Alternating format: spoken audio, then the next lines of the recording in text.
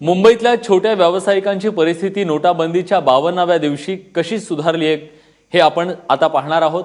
अक्षय कुडकेलवार सांगतोय त्याच्याबद्दल। छोटे छोटे व्यावसायिक आहेत ज्यांचे छोटे व्यवसाय आहे मुंबईच्या MIDC परिसरात जे छोटे दुकानदार आहेत त्यांच्याकडून आपण जाणून घेऊया। हे नोटबंदी नंतर आज 52 दिवस आहे, परिस्थिती सुधारली का, काय सुधार नेमका जाणवला की परिस्थिती जैसे ते आहे।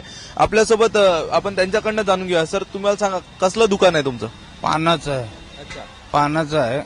काय जे नोटबंदी झाली आज 52 दिवस झाले, मोदींनी 50 दिवस मागितले होते, काय परिस्थिती काय बदल जाणवतो? दिवसामध्ये काहीच नाही झालं आणि त्यामध्ये नोट बंद झाल्यावरती आमचा हे जे धंदा आहे बसून गेला। जे 1000-1200 होत होता आज 400-300 असं होतोय, म्हणजे आमचा गिराक तुटला।